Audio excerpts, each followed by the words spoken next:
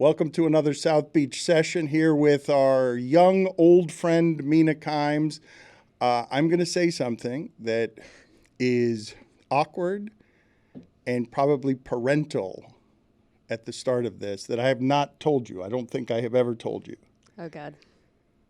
I am so proud of you. Off the jump. Starting with, I am so proud of you. You have gotten so strong. Like, you have gotten so I don't think people listening to this have any earthly idea the degree of difficulty of what you have done to get to where you are. And I'd like them to know it. I'd like them to see it. Will you help me? Or do you not want to participate in this portion of it? Because the degree you got to sports journalism, knowing sports, but knowing next to nothing about sports journalism and ESPN's history, right? Like, you were as raw as a novice could be. I think more importantly, next to zero experience being in the public eye, more than the institutional knowledge. Go read, these guys all had all the fun or whatever, and you can get caught up on it pretty. But being on TV, being on radio, that was the bigger change for me, having an audience. Okay, you say that, and understood. We'll get to that in a second, because that was turbulent and unpleasant, and this constituency, even ours, can be really caveman. And so what you endured, from my vantage point, felt unfair. But I would say you're shrugging your shoulders on learning what it is to be a competent, strong football voice on a sport that not many people are smart on. Like, you downloaded that like a computer. You downloaded football intelligence like a computer, like artificial intelligence. And you're telling me, well, I could read about ESPN, read one book about ESPN, like The Matrix, like Keanu Reeves, and insert it here, and I know how to fly helicopters. But it ain't that easy.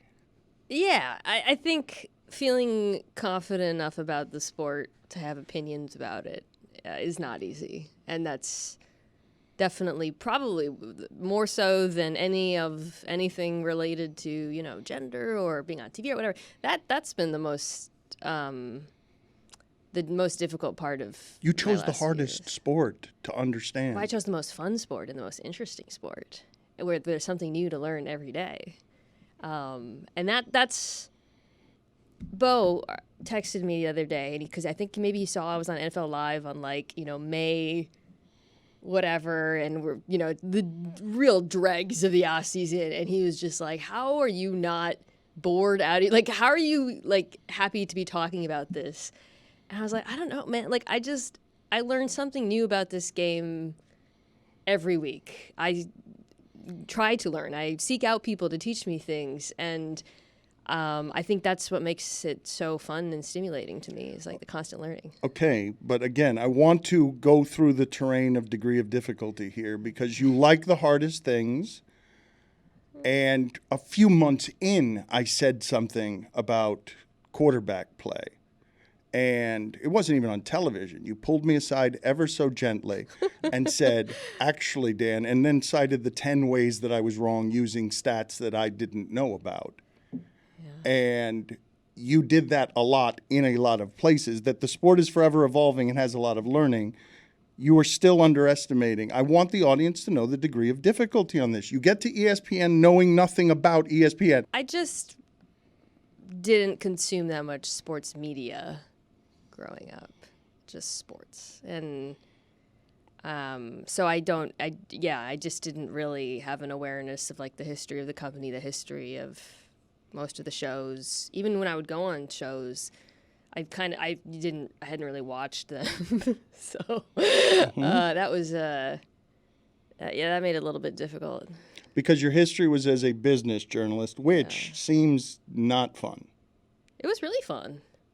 I was an investigative reporter, which is the sexiest kind of business journalist. That seems even less fun. It's a lot of getting yelled at, a lot of reading documents. But when you watch Spotlight or The Big Short, that's. I mean, I wasn't doing work on that level at all, but it was exciting. It felt like the stakes were high. It felt like I was doing work that mattered.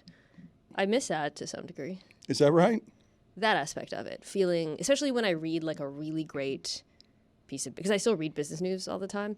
And if I read something that's really, really good, a lot of the work that ProPublica has frankly been doing over the last couple of years, and I read that site religiously because all my old editors now work there, and I'm like, this is cool. I miss that a little bit. Do you have guilt about the work that you're doing not being worthwhile enough? Because I would say the work that you're doing is more important than the work that you're doing. The work that you're doing in being someone who is better at this than most people. As a representative, I don't know how much of this you carry around with you, but It's different work. It's enjoyable work, and I derive meaning from it in different ways for sure. But don't you? I mean, like if you read, because obviously you don't really write that much anymore. If you read a really great piece, I mean, a haymaker off the top. don't you ever still feel like a little bit of a twinge of like, oh my God, like it makes you want to write when you read something really great?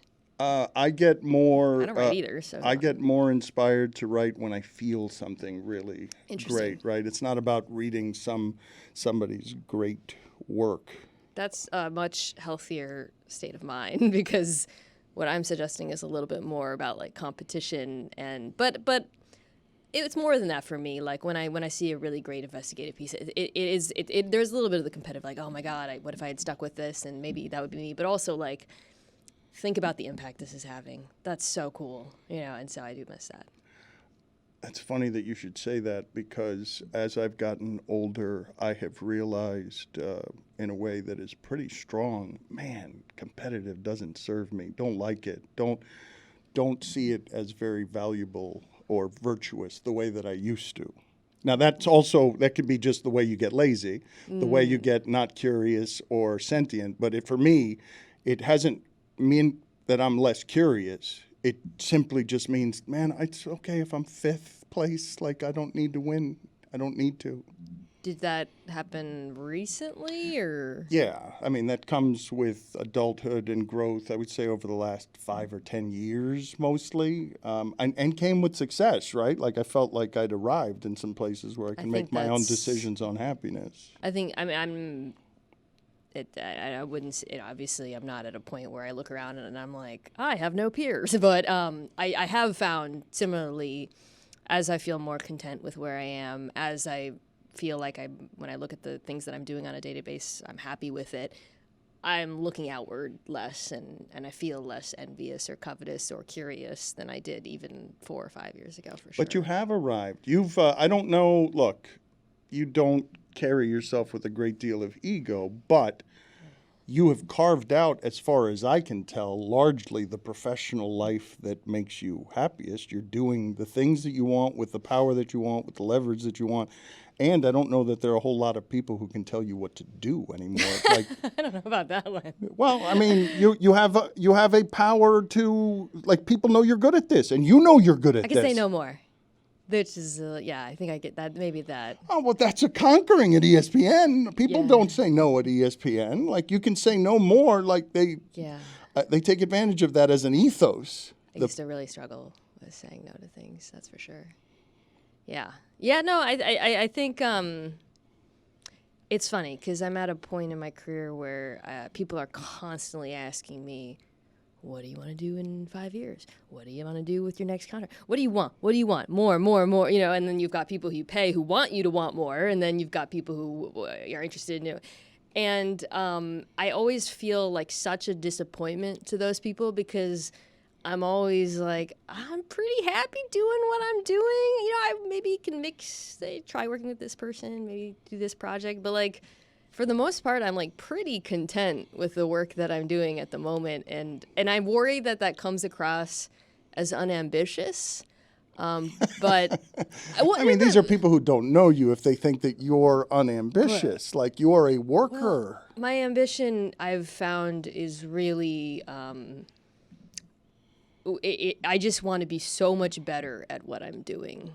I don't want to be doing something else, and it's a different kind of drive and ambition. But I have found that it still causes some confusion with people because I think in our industry, most ambition seems to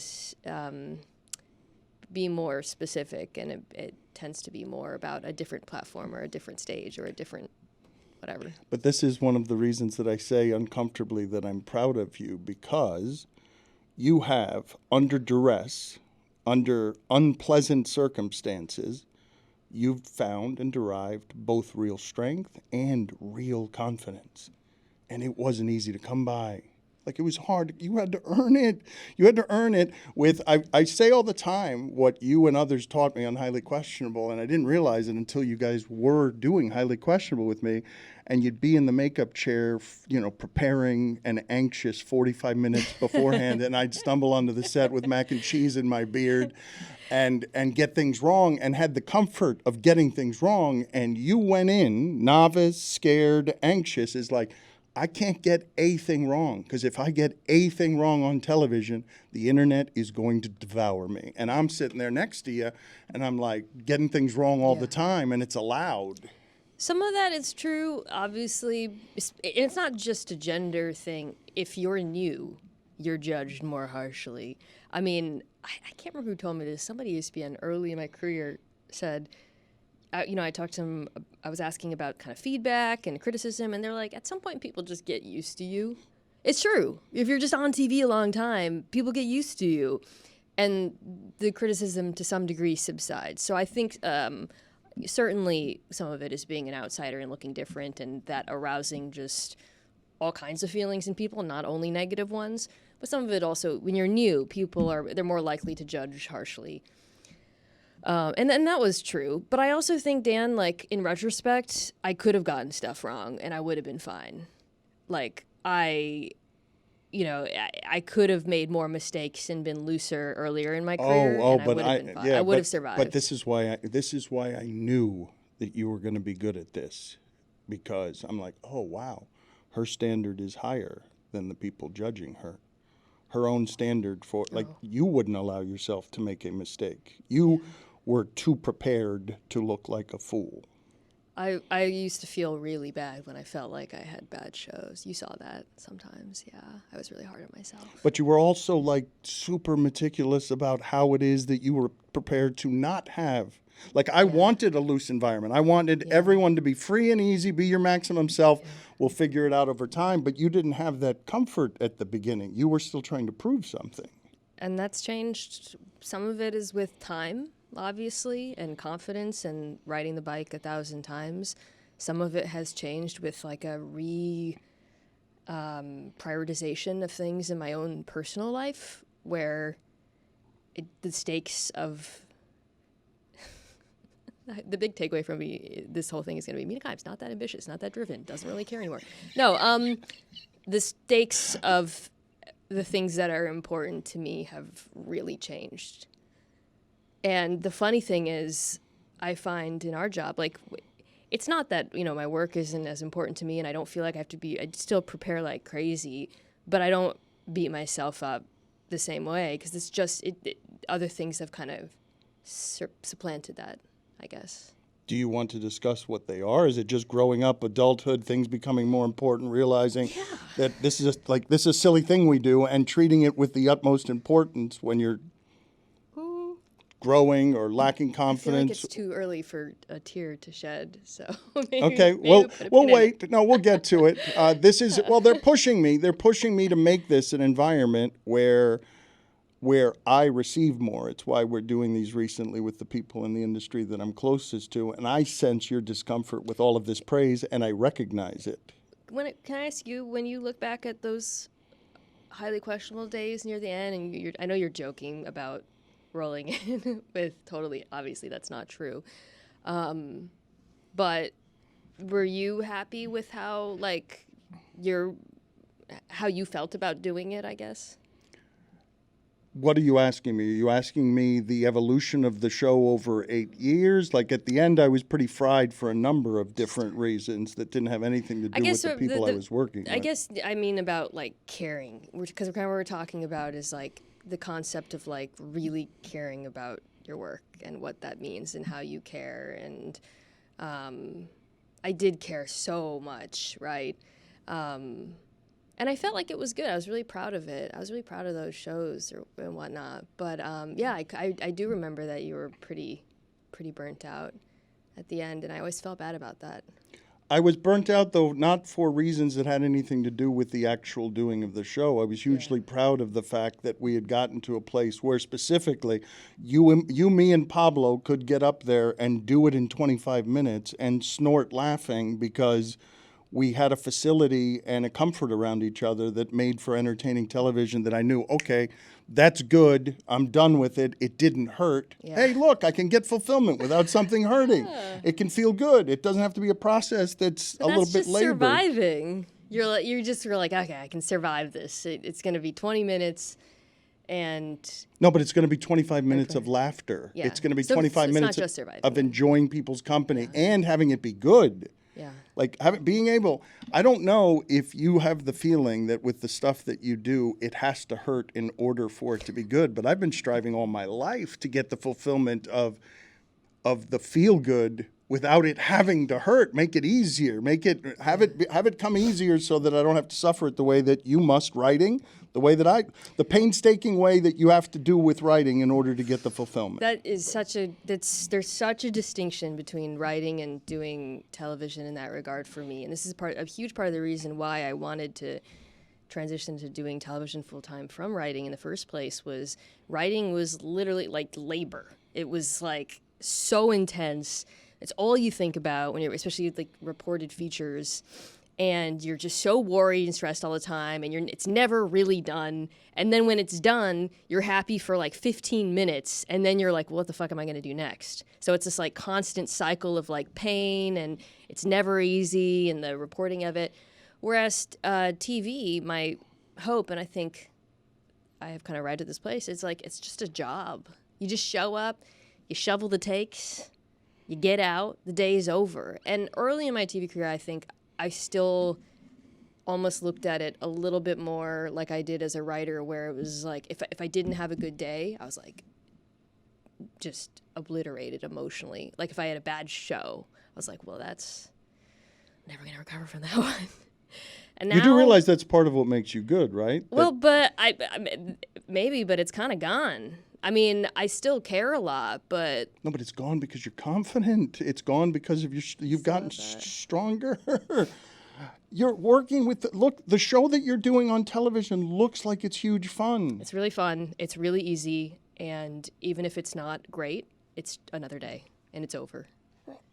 That's legitimate joy. Like Yeah. that's Mecca right there. And sometimes it is great. Sometimes I'm like, God damn, that crushed. I said, like, we had this discussion. It was great. I'm going to put this out. Feel good about this. And then the next show's like kind of a stinker, but it's fucking fine. And like, that's the life that I wanted with being on TV. Well, but I don't know that, Mina Kimes. I don't think. I don't know that maybe toward the end we worked together, but I would say that Mina being that kind of comfortable with the experience is not something that was on highly questionable until the end. Until the end. I mean, Yeah, during the pandemic, it was like very loose. The stakes did feel really low. I mean, we were on fucking Zoom. And I was like, if it works, it works. Oh, but that's what I've always aspired to. Please, they should be low. It's stupid. Everything we're doing is uncommonly stupid. Like, the stakes should be really low. You are a high achiever, at least in part, because you refuse to pay. Some of those final shows were like, I can't believe they aired on cable television. Do you know what you did with your Ivy League education? That's what we were doing at the end. That's what we were I'm trying to doing. think of the worst thing we did. There were no sports going on for know. a couple of months. We were in our apartments just talking because 20 minutes of space had to be filled. real like performance art, honestly. Art's doing a lot of work there. Yeah. You deflected, though. You deflected on, is my praise making you uncomfortable? No. I guess it sounds like you're saying I seem different. It's not. It's just stronger. It's not even different. It's just you've gotten a facility with what we do. I watch you on television, and I see a person who can spar with anybody, who can get along with anybody, who could work with anybody, who can fit into any environment. And it's rare because you know how much vanity and insecurity there is in this business and how people get threatened when someone's becoming a star around them. I mean, I think a few things have happened with me. a lot of it is just doing it so much. For the most part, I work with people I really like, which is a lesson I learned from you, honestly, the importance of just making sure at all. Because I think if I hadn't landed with the people that I'm with in different capacities on ESPN, I probably wouldn't feel as good about the work. It's the number one thing for me. It's not fun to do television with people you don't like. You know that. So that was a big thing. I think I've gotten a lot better, although sometimes I still fail at filtering what I allow into my brain, which is something, I've talked about on your show. I've been open about it. I mean, it's the number one thing people ask me about is what's it like to be shit on? That's literally the number one thing I'm known for is being shit on. I met, I was at the Combine, I think, and I met Steve Smith Sr. He came up to me. I was like, oh my God, Steve Smith Sr. Ice up, son. I got so many things to ask you about. He's like, Mina Kimes, people shit on you, but I like you. I was like, this is who I am.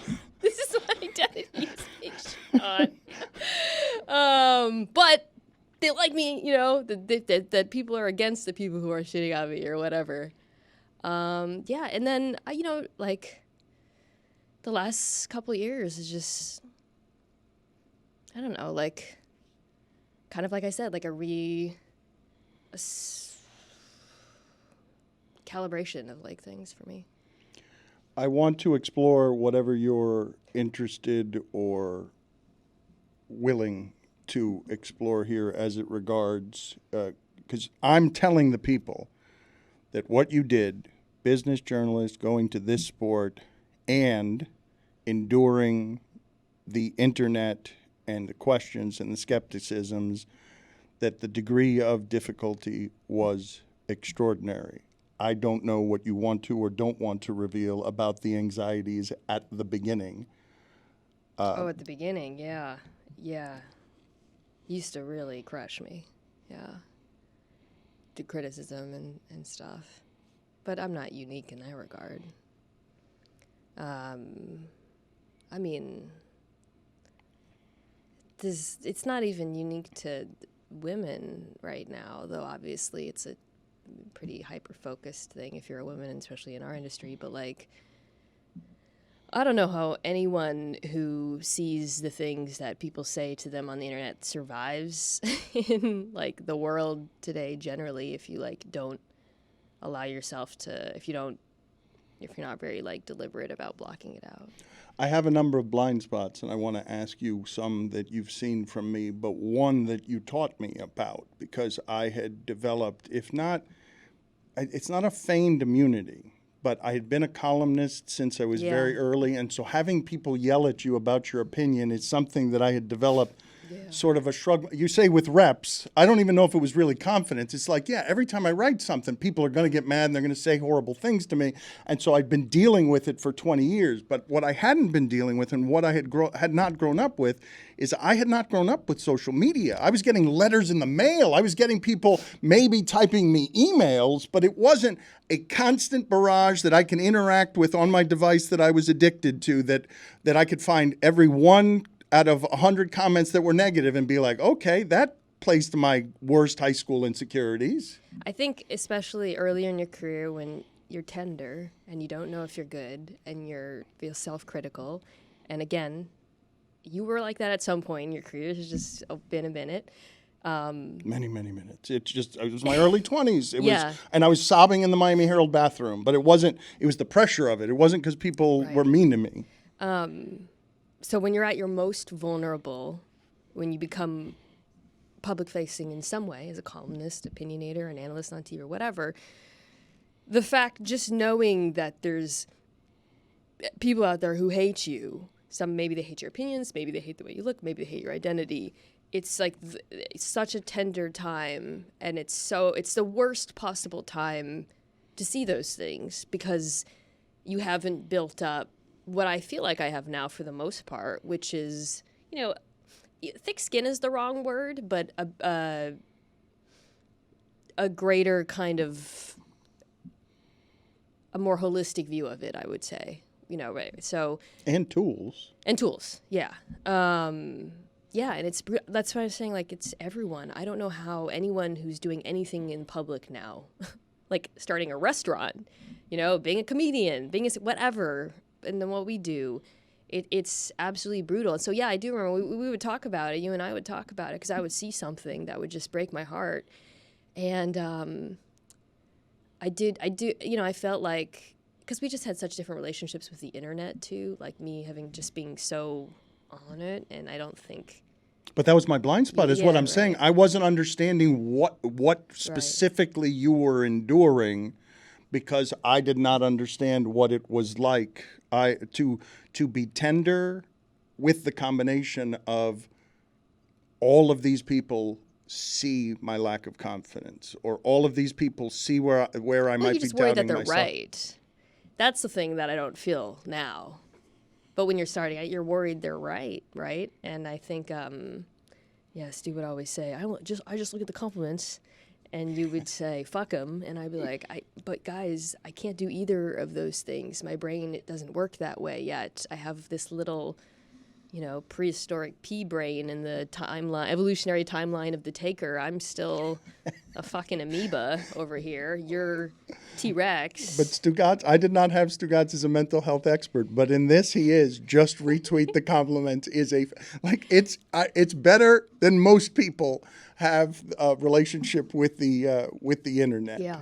And it's tough. It sucks too, Dan, because when I give like advice to young people, if I do like talk to a class or whatever, and it's young, and they're asking me how do I deal with the criticism? How do you deal with the criticism? It's challenging because my advice isn't really something that they can do, which is, I'm like, well, I have it set up so I just don't see stuff anymore. Every now and then it breaks through, and I'm an idiot, and I look, and I feel instantly shitty. But for the most part, I just don't see it. But if you're young and starting out in this industry, you have to be engaged. I hate it when experienced or successful people on television or writers are like, you should just don't be on Twitter, just do the work. And it's like, no, motherfucker, you have to be on Twitter. That's your living resume. Like, if you're a young sports person, you have to be very active on social.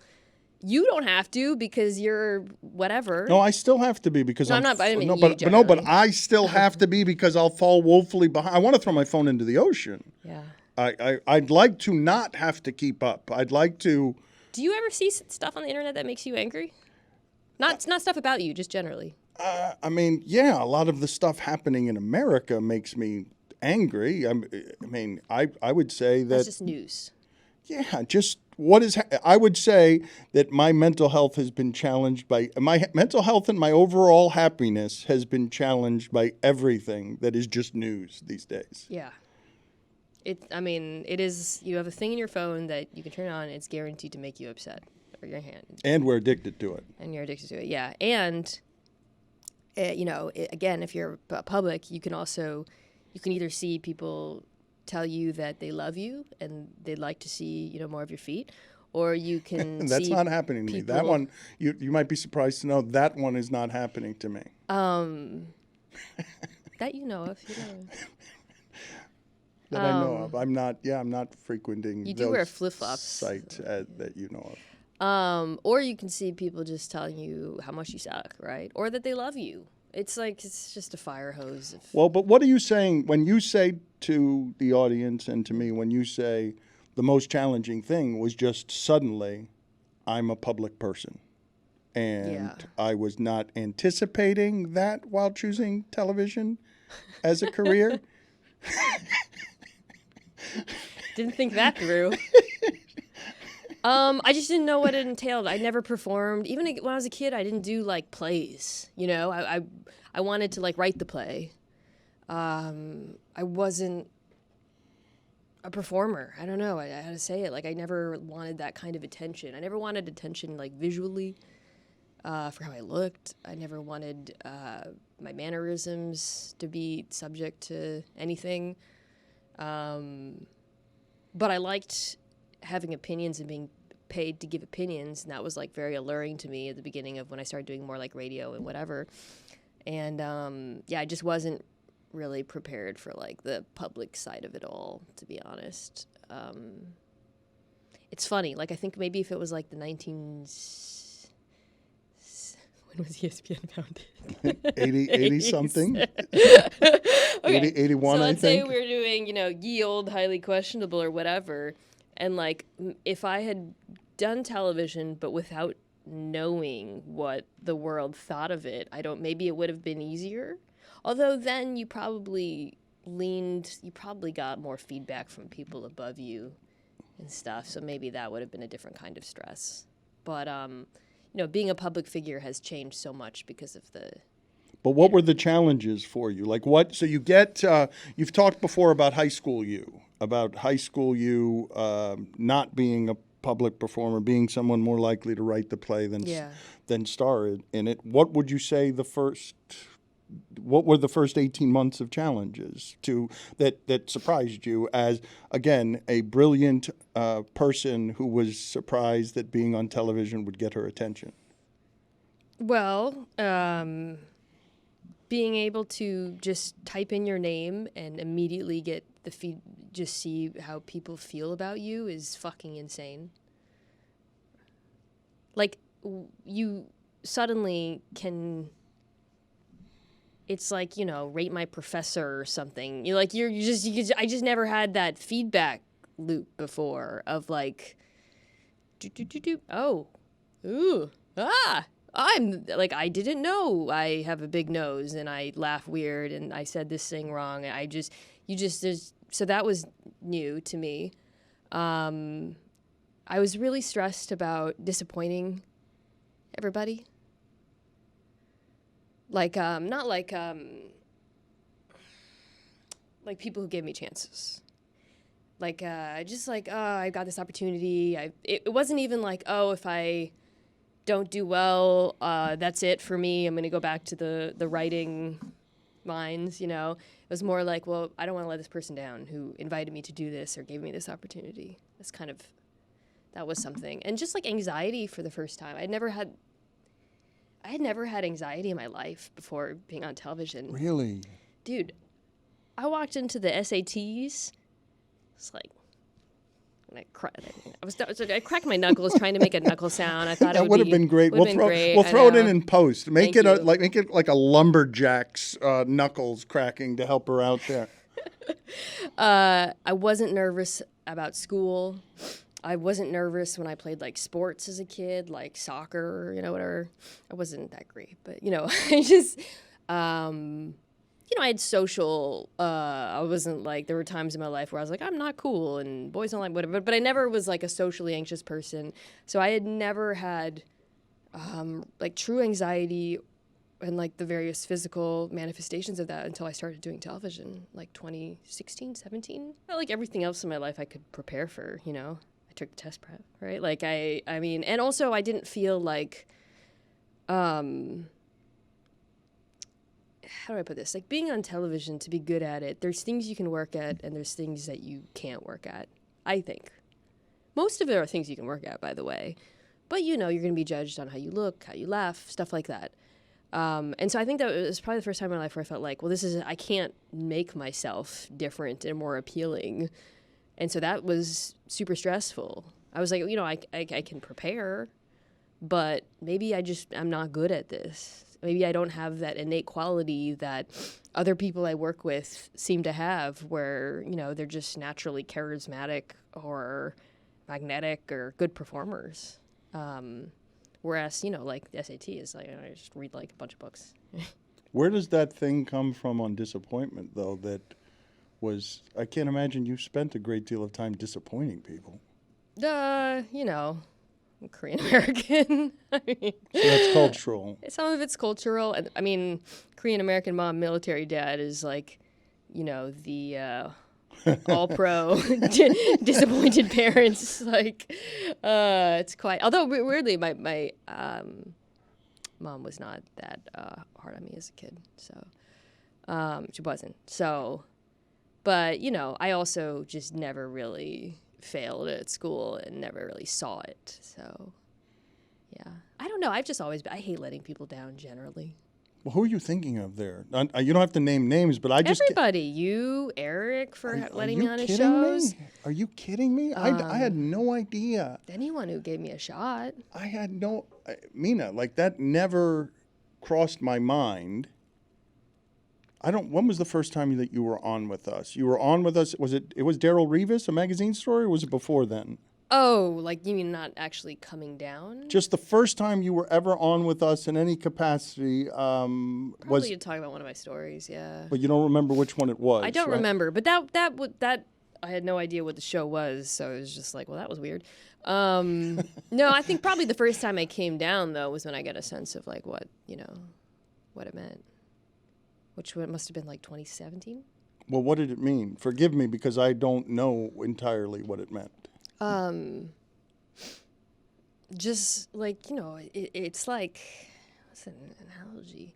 I don't want to say it's like getting called up because it would be like being called up, but not to the Yankees, to like a weird team that some people like and a lot of people are confused by. The Savannah Banana. Yeah, this would be like You've been called up here. The stilts. No one's going to explain because I didn't talk to you. Now that you tell me this, I'm coming to realize I didn't give you anything in the way of a handbook or expectations. Yeah. Like, I just said, here's your uniform. Here are your stilts. Go out there and be a banana. Yeah. Yeah. And I really didn't prepare because I was just told there's nothing really to prepare for. Yeah, but all you had to do was be yourself, though. That was... Yeah, that's always been easy for me, I guess. And it was going to be good enough. I knew that it was going to be good enough that you being yourself because you were going to be... Have you seen a lot of meticulous preparation in our environment? No.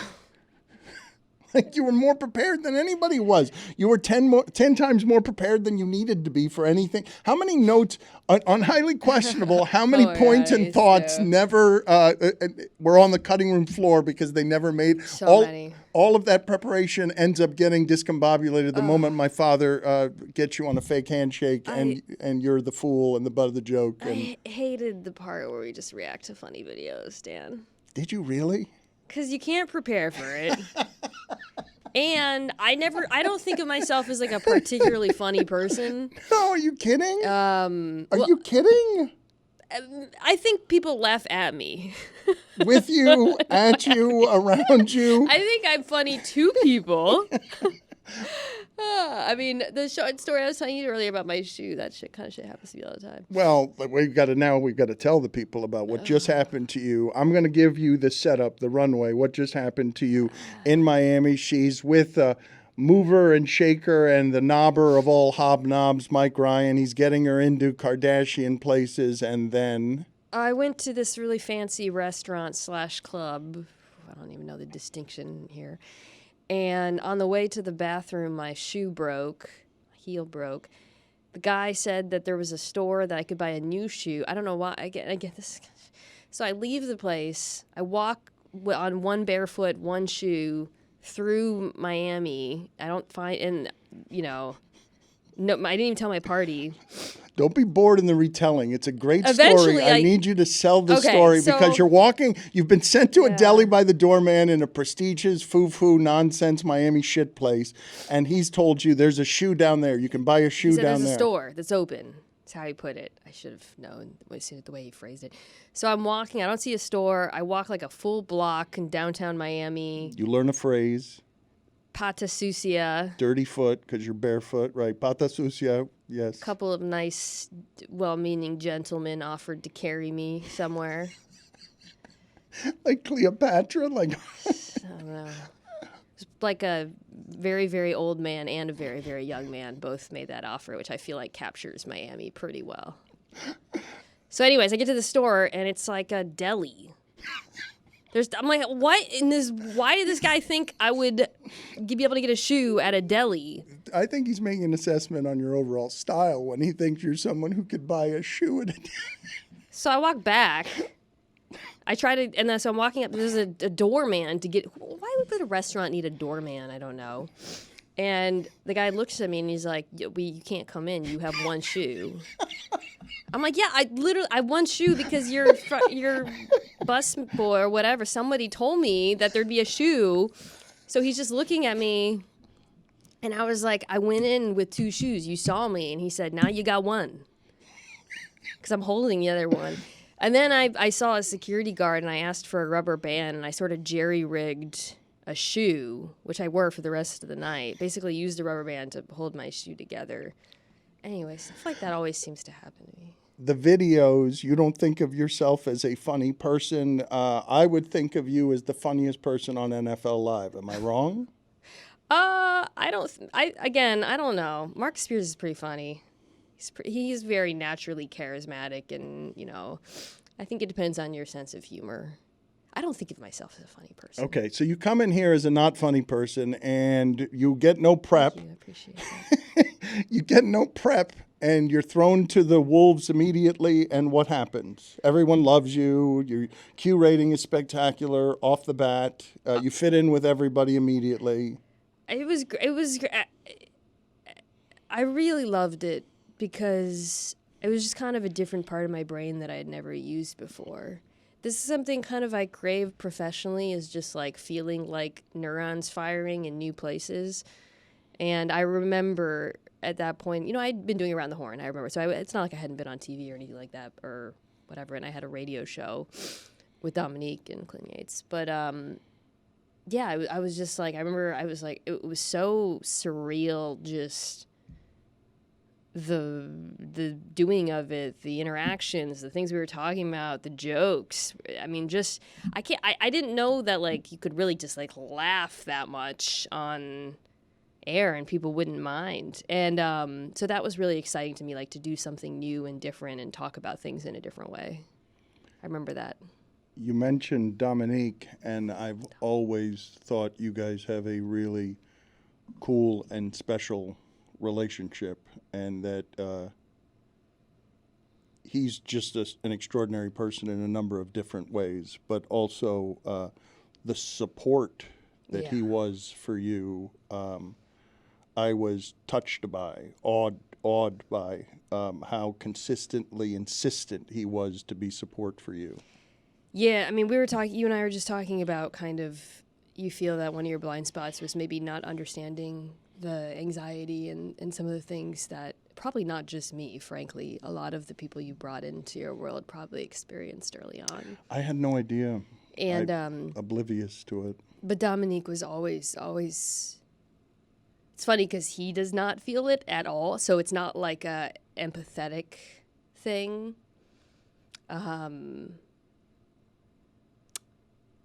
It is an empathetic thing. No, it is pardon me, it is an empathetic thing. He's conjuring. He's just he comes in. I fit. I'm the greatest. I have maximum confidence. Yes, yeah, it was an empathetic thing. But I think I don't want to like conjecture too much or blow up. It's just kind of say what Dominique's thinking. But I think like experiences he's had with loved ones and. Yeah, he kind of always, and this is, I also think, by the way, him and I had worked together on that radio show, and like, he kind of just, from the very beginning, I always get emotional talking about relationships, like, because that's like the one thing, like, I just treasure them so much. And anyways, so he just has always really understood my like psychology, I guess. He can always tell if I'm really upset. That's like 90% of a relationship, right? Is actually knowing when your significant other. Do you mind if I? Yeah, I'm sorry. No, that's okay. It's just. Thank you. Is having an intuitive understanding of when your partner is actually upset, even if they're not showing it. And most, as you know now, probably being several years into marriage, like myself, most fights are when you don't catch it, you don't see it. That's right. Yeah, there's great learning in that. So, to have like people in your work life who have that same ability is really, I mean, do you know what I'm talking about? Well, not only people can read you. I feel like I failed you here, right? And in doing some of these, I recognized this the other day with Izzy. He told me some stuff that I did not know, because I thought that I was providing a maximum open environment to people. I thought that that would be enough to feel like support, you know, check in on them, see how they're doing and stuff. And I don't think, like, I was checking in with how people were doing, but I think they were concealed and I didn't know them well enough to know. Yeah. I didn't, because I referred to this when I was talking to Eric Rydholm, because it was a whole bunch of people who were coming on highly questionable that I'd never worked with before and didn't know in any capacity really, other than some of their work. And so I said it was like a bunch of first dates on television. It's not an optimal way to do television, where not only is it awkward because I don't know this person, hey, here's my dad. Here's my dad doing the show in his second language, and this is I've got to produce him too because he's not a television person. And so what I thought I was giving that was supportive is just like, here, this is all for you to share with us and we'll figure it out together, right? But I think I didn't provide enough. But you don't have to be that for everybody. Well, but in that setting, when you're walking into my home, I'm the guest. I'm the host, rather, right? Like, this is all the pictures are of me. It's an environment that you're like walking into my high school bedroom or whatever. You know what I mean? And so I'm the host, and I think I failed some of you in that regard. I thought the giving of the space and the sharing of it and like, hey, we'll learn together. I thought all of that was understood and didn't need to be spoken necessarily. I mean, I guess I asked what I asked earlier just because, you know, I love doing that show so much and I have so many good memories. It's like some of my favorite things I've done. But like, you know, I do remember how tired you were a lot. And so like for me, I think, I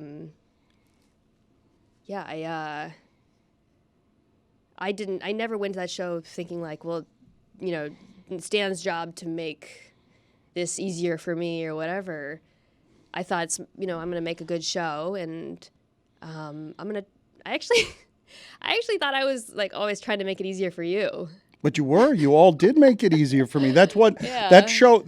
If not for originally Bomani and then the rest of you, the show couldn't have been done. I couldn't do it with just my dad. I almost quit doing it with just my dad. That show would have ended if we hadn't brought in Bomani and then a group of people to help me carry the load of that.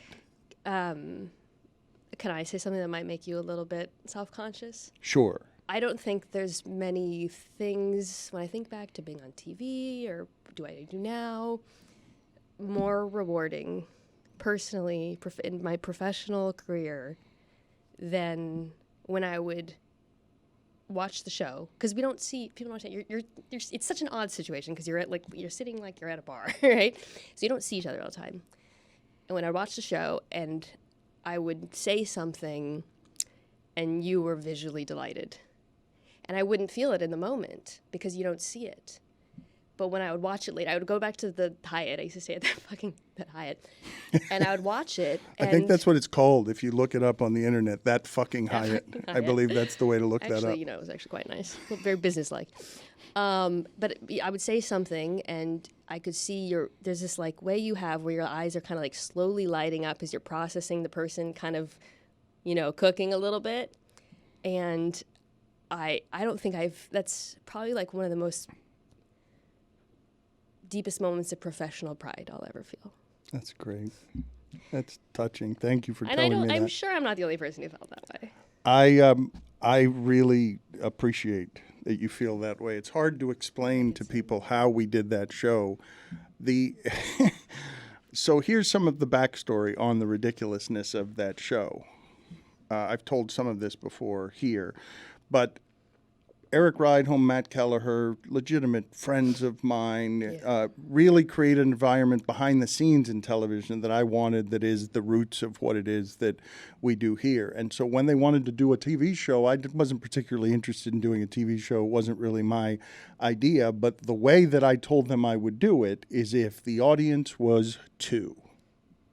Eric and Matt, my friends, you will be in the prompter and you are the audience. And I'm performing for you. And so I was doing it through them. And when someone over there would do it well, or when chemistry would be achieved through the reps of stuff, yes, those were the greatest moments of delight because, oh, look, somebody gets how weird we're trying to make this and is equally delighted. Now we can surf on whatever you have on NFL Live. You guys, Mina, I was talking about this the other day. Do you know how rare it is for people on television, instead of to do the chuckle fest, to lose it laughing on television? Like, people have to really like each other's company in order for that to happen genuinely. Yeah, we do really feed off of each other, and I do genuinely love them a lot. But I mean, this is why I say I'm so happy for where it is that you've arrived in all realms professionally, because I don't know what's going to make the synapses for you fire in different places. You will need to be challenged wherever it is, but you seem to have a lot of the things that you've never even dreamt of, that you didn't think were possible when you became an investigative business journalist. This was not the path.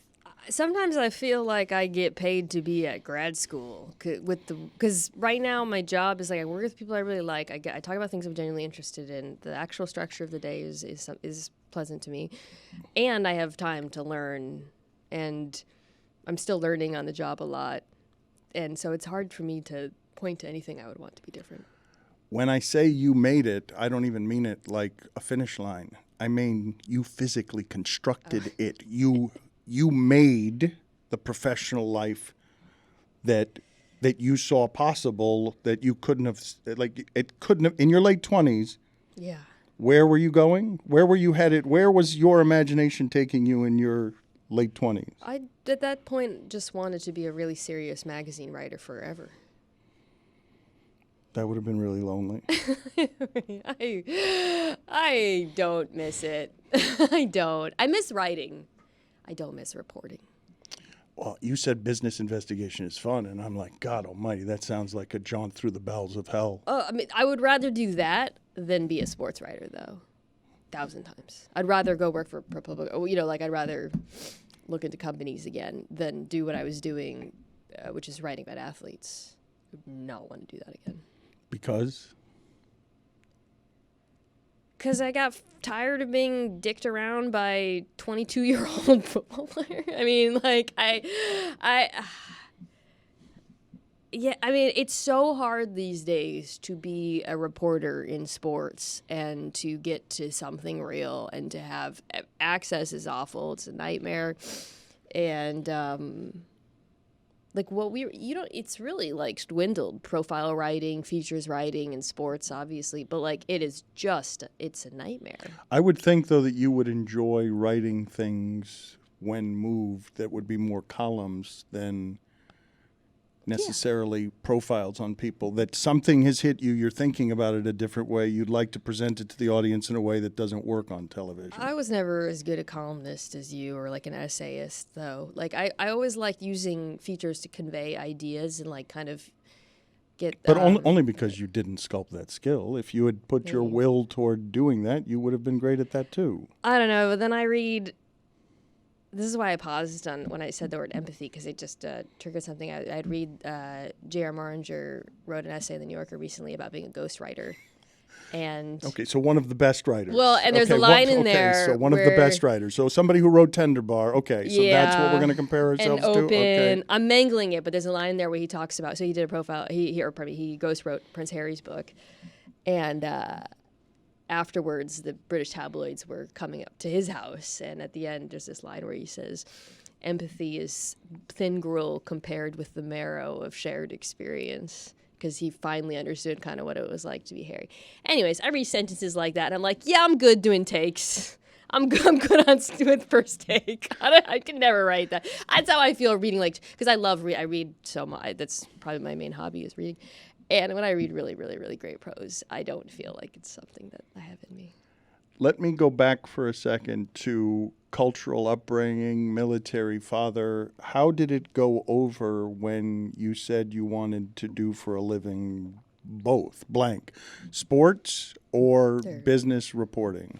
My parents kind of, because I think maybe it's because I made the transition later in life, but they inherently just trust my judgment in most things, because I had a lot of credibility with them built up.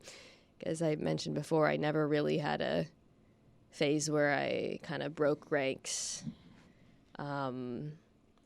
So yeah, it's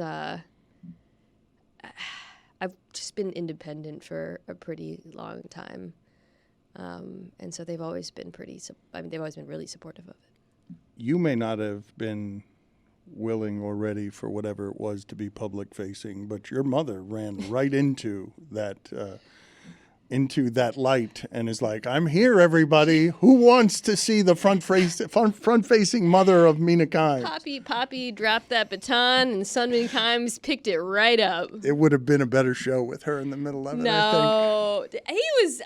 That's no knock on my dad. That is a tribute to your what seems to be your mother's charisma and love for you. Like, that relationship on television would have been funny. She I have mixed feelings about her being exposed to the internet as she is, but it also really delights me. You know, my mom immigrated, actually a little bit older than I am now. She was born in North Korea, immigrated from South Korea, and we moved around a lot. And for her, at the age of 1947, so 75 now. 74, to feel the love, because it really is mostly love that people are sending her, because it's nice, honestly. What a great gift to give her. It's the one I'm happiest to have given my father. Yeah. To be in his 70s and have people buy him a tuna sandwich. Like, with the sacrifices that they made so that I would be able to do this. I was thinking about this just today, right? As I see what's happening in Florida education and how people, private schools, more and more people are going into private schools. I just was thinking today about, man, it had to be hard for my parents to send me to private schools. Like, they did not have the money to be doing that. Yeah. And then, yeah, how do you pay them back? I think that's more than, like I said, my parents always supported me. When I talk about disappointment and stuff, or just wanting to please people, I do think a lot about, like, sacrifice and just trying to. I just get really overwhelmed thinking about, like, I'll never be able to really pay them, back in the way that I wish I could. But do you talk to them about that? I think I try to be attuned to, like, the things that they want at this point in their life, and the ways that I can be a good daughter, I guess. It is the most important thing to me. It's just a few relationships, and they're certainly in that group. One of the things that I love that Esquire did, I don't know if they still do it, is a single page with a person who has some wisdom, who has done some learning, what I've learned. A reporter goes investigates and interrogates somebody about their entire life and then makes it a single page of learning. If I ask you professionally, you can answer it personally if you want, it's a broader question, but what have you learned? What's the answer?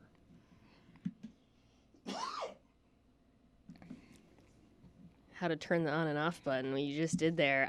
You realize it took me like 6 years to actually understand what those buttons did. You are so bad at the technical aspects of all of this. Oh my God. I still am not entirely sure how they work. What have I learned?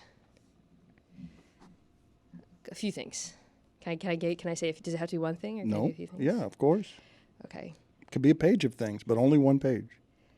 I think two things, especially just over the last 6-7 years professionally, right? How long have you been doing this?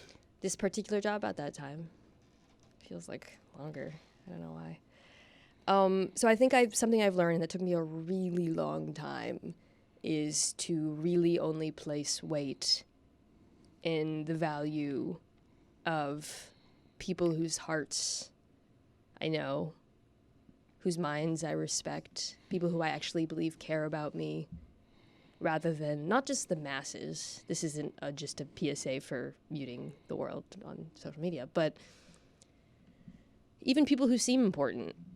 I really have figured out who I care about and respect professionally and what personally and whatever, and also like actually listening to them, right? Because I think there's this thing that happens in your industry where you devalue the people who you really should be listening to, and you start listening to whether it is X person on Twitter or maybe it's someone who seems really important. You feel like, and you kind of lose sight of which are the voices that should be in your ear. So I think being really intentional about that, seeking it out, actually asking for it is something that I've learned a little bit. There's real wisdom in that. Like, that took me a long time to only care deeply about the position of people who I knew cared about me and whose opinions I respected.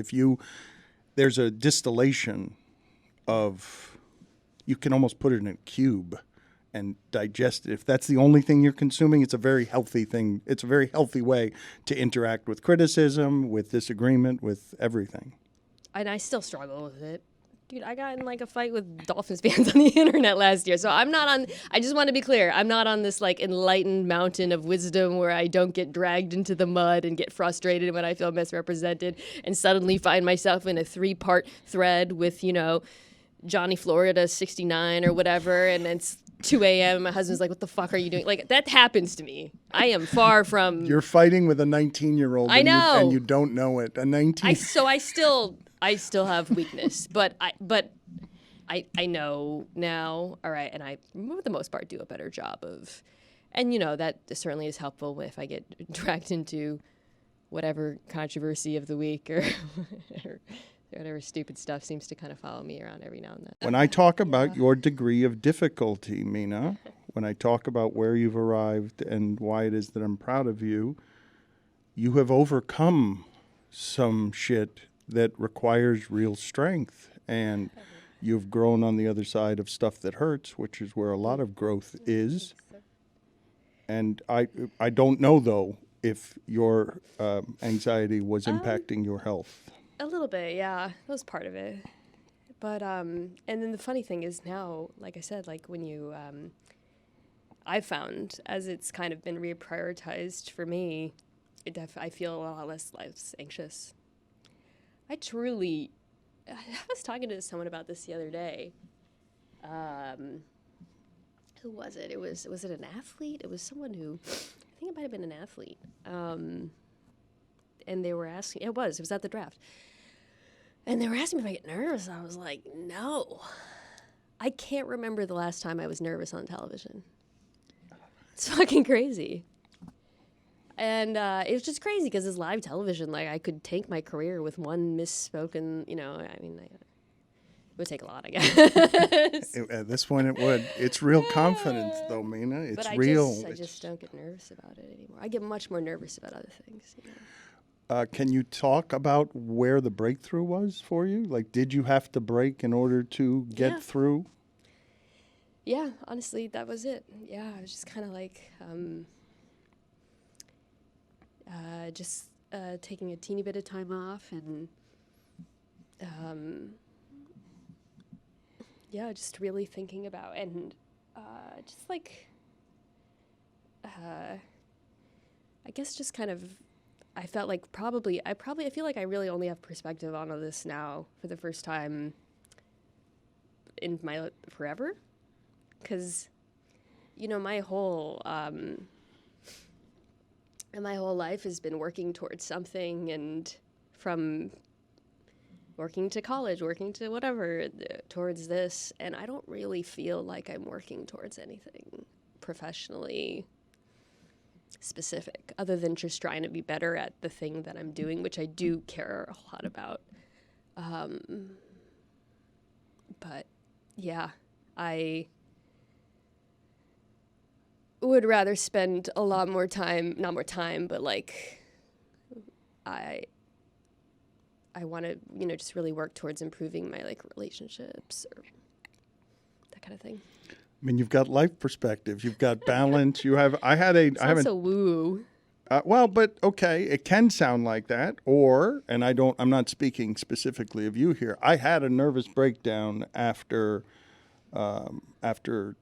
stuff that happened with me and Ricky Williams, and for a year I went through an unholy hell of obsessive compulsive sort of craziness that represented at the time a genuine horror for me, and on the other side of it there was a newfound clarity. I tell as many people I can, and look, man, I've been to therapy on this and I never understood it until I lived it, because talking about it didn't help me process it. But where there is pain, there is growth.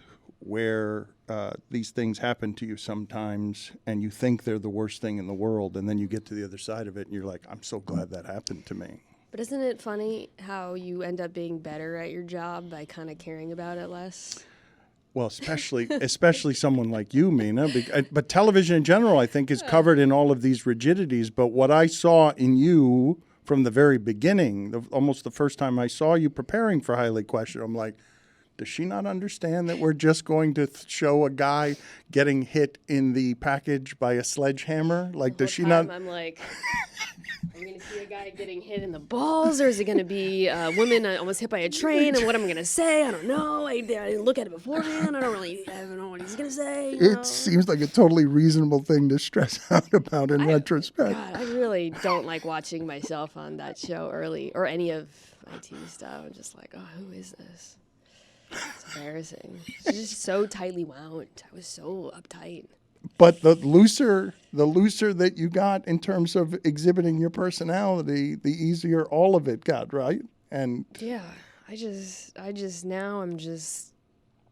That's crazy. I mean, a lot of shows I go into now with football stuff. I mean, all my prep is just watching and during the week taking notes. So, they'll call me, do you like sports? I mean, I haven't really thought about it. And they'll ask, and it's like, I know this shit. I'll come up with something. It's just different, and it's way better than it was. It's why I started with where I did about being proud of you. Can you tell me, the audience enjoys this whenever friends of ours call me out on my blind spots. So where did I err beyond not knowing that people needed a little more spoken warmth? Where were my blind spots? What are my blind spots in our environment? You know our environment pretty well. You've gotten to know all of it. Right.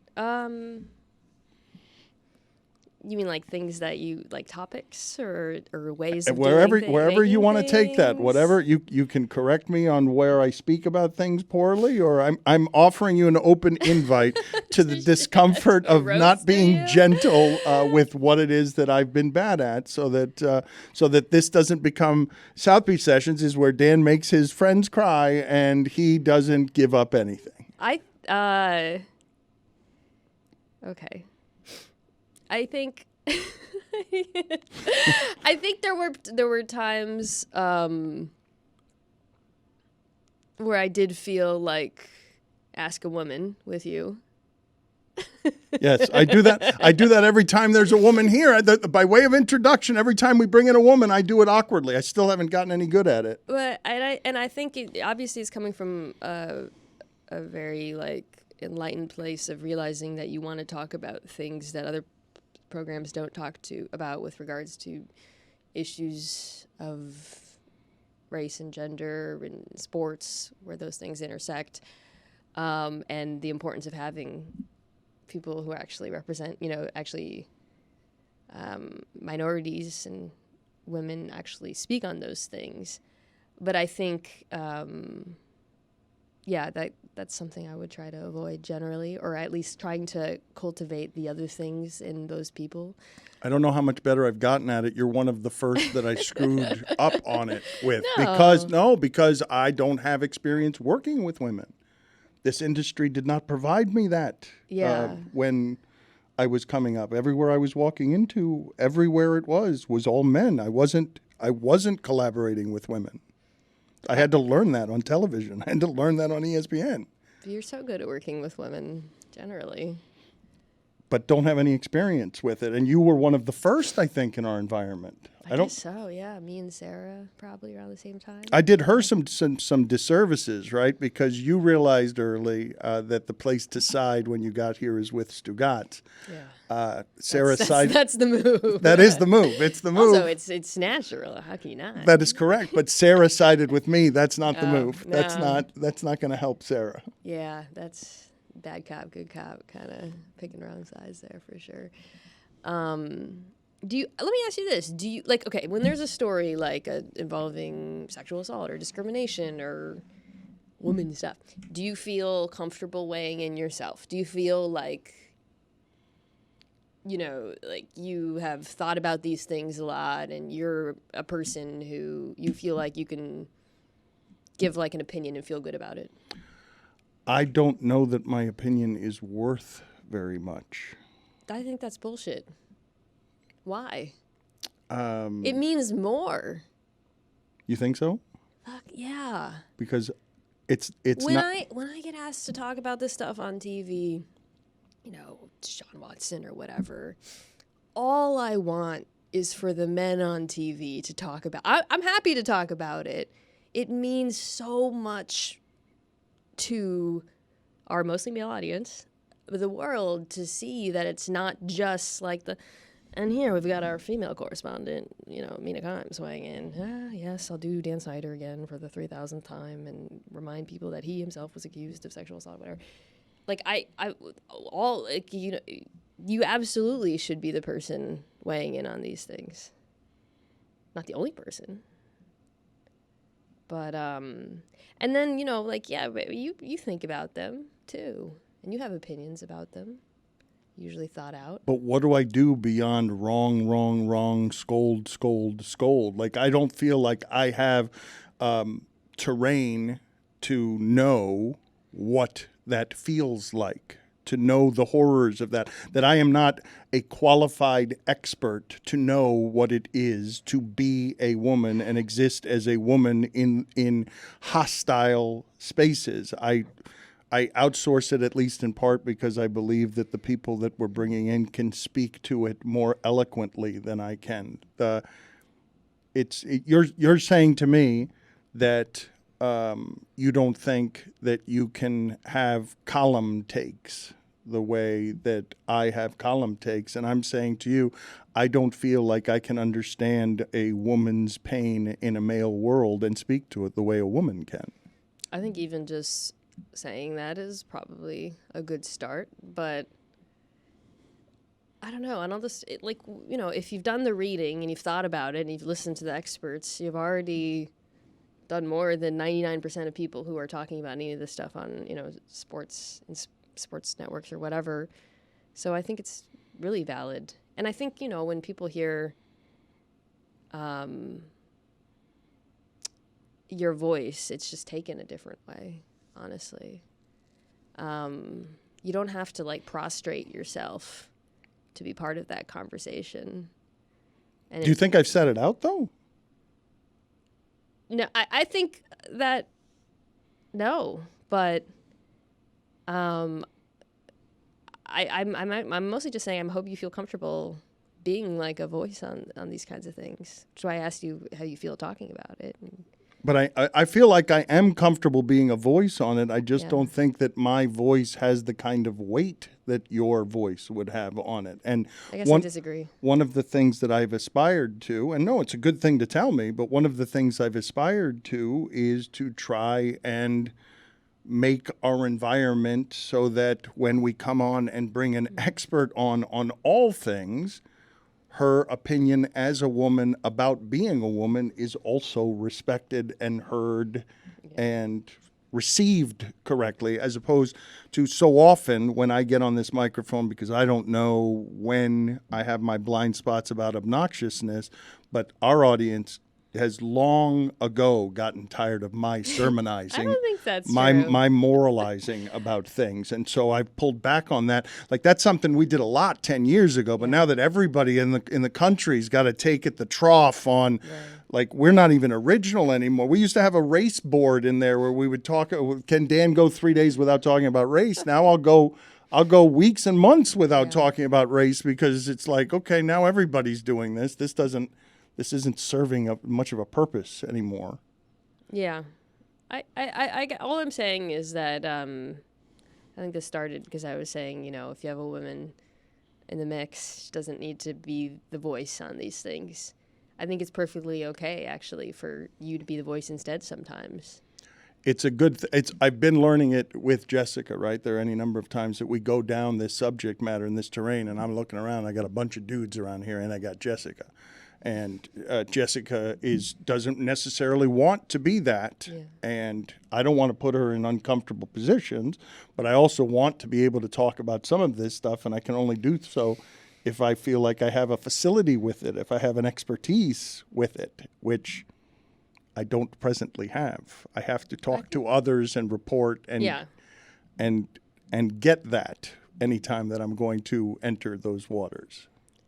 I don't know if I have many other pieces of critical feedback. Okay, well, that was plenty. That was too much, frankly. I'm unhappy with the amount I got. I know I solicited it, but I was hoping for the answer. Dan, no, you no, you get it all. You get it all right, Dan. The environment you create is a wonderful one. No, but I think that's fair criticism, and I'm glad that you shared it with us. I think it's changed a lot, like you said, too, because even in 5 or 6 years, as more people have entered the midst, and your approach has changed towards things.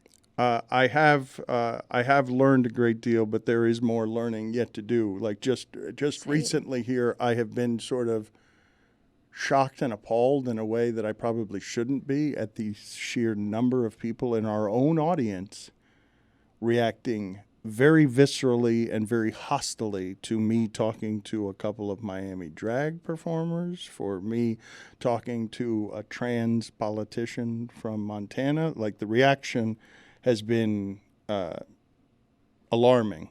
Yeah.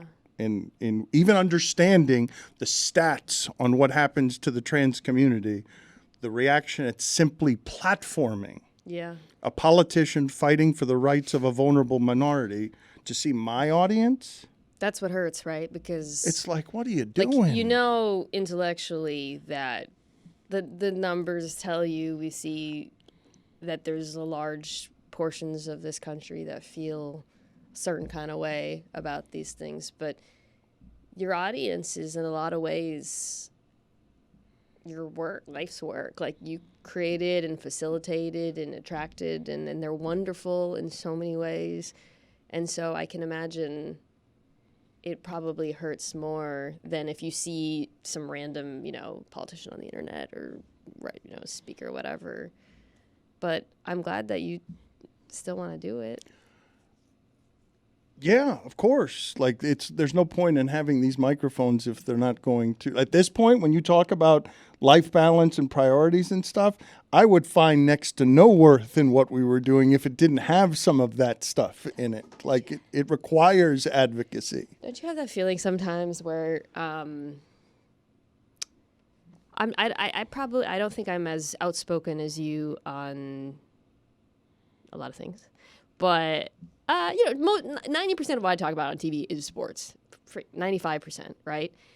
But every now and then, I felt this way when the Watson stuff was going on. But this is where I think you would write good columns. This is where I think either a Substack or New York Times, like, this is stuff, challenge your brain, new neurons. Like, if you were to write once in a while on things you really cared about that inspired you. I still have a pretty good platform to talk about it. And if I have time to organize my thoughts, it does feel a little bit like a kind of column in a way, right?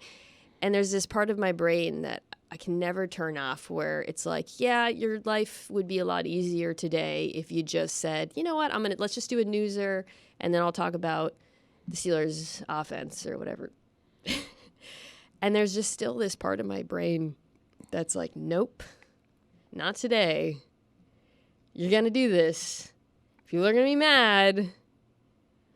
And I still can't. And I feel like that part in your brain's a lot bigger than the part in my brain. But it's like, I don't know what it is. It's like, but every now and then I just feel like, like I've been given this opportunity, this platform. And yeah, I'm not writing investigative stories anymore and whatever, but like, hey, here's your chance to at least like do one good thing. The few times I've seen you do it on television, you do it very well. Like difficult to unspool thoughts with 3.5 minutes of no, I will be heard on this. Like the passion does come through. I'd like you to do more of it. I'd like to see it. I'd like to see you inspired more that way because you have become, whether you realize it or not, I think you realize it, an important voice. You do realize it, right? I think, thank you. And I sometimes I feel like it's because I clearly love football so much and I spend 99% of the time talking about it. I sometimes feel like it actually helps when I do break ranks a little bit and say the thing that maybe won't always go over so well with people because, you know, it's like, I don't know if it's credibility or whatever, but it's not the thing that I do. It's if I feel really passionate and driven to, but I don't, it's not like you where I feel like you're I don't know. I feel like, just going off what we were saying about, the things you're talking about with regards to Florida and drag and the transgender community, that's kind of a decision you have to make every day. For me, it's like, okay, well, this is in the news, we're going to do it. But every day you're like, okay, we can do like the fun sports stuff and the goofs and the inside jokes, and I love doing that. But like today, I really want to do this, and it's not everyone's going to like it. And it might not be the best for the bottom line. And I think that's fascinating that you have to, especially now that you're on your own. Oh, I was telling this to Billy Corben the other day because Billy Corben doesn't understand why we keep doing what we're doing with him because it's very political and it's an hour once a week and the audience objects to how different it is from the rest of what it is that we're doing. And I'm just like, what are you talking about? Like, of course, there's no part of you that's like, ooh, maybe not today. There is a cost every time. Yeah. Every time that we do it, we're going to lose listeners. But I didn't make the choices I made to leave ESPN because that's what was going to govern me, right? I can't. Let's leave people with this story because you and I haven't actually talked about it. Oh no.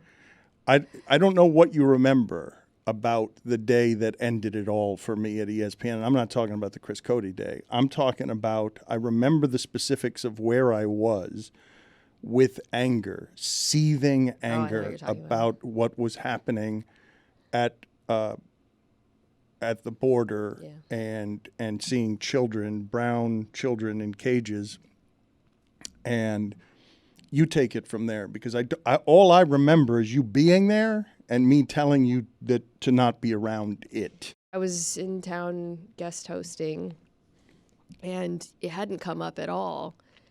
And I remember, I don't even know what the transition was, but you were like, okay, I think you're going to want to sit out the next 15 minutes. And I actually had no idea why. And so I just did. And I actually couldn't hear what you guys were talking about. And then when I returned, it was like a very different atmosphere. And you were simultaneously energized and also appeared to be on the verge of a panic attack at the same time, but very amped up, I guess. And then you were like starting to get calls and whatnot. And I was very oblivious to kind of, because like I said, I had literally, and what people don't know in the old studio, if you step out, you're not hearing it. It's not being broadcast around. And so I didn't find out later what had been going on. I think afterwards you explained it to me, and then I saw the internet. I didn't want to foul up your career. I thought I only wanted to foul up mine. I think, yeah. God, you're right. That was such a weird day. But afterwards, though, didn't we like do highly questionable? Yes, we just went about. Yes, we laughed at some guys getting kicked in the dick. Mina, it was nice seeing you. It's always nice seeing you. Thank you for spending time with the tissues. That's what we need to reframe the name of the show as. No longer South Beach Sessions, Saab Beach Sessions, time with the tissues. Appreciate you for all the things you have become. Happy to see your success. I'm happy to be here. I miss you guys.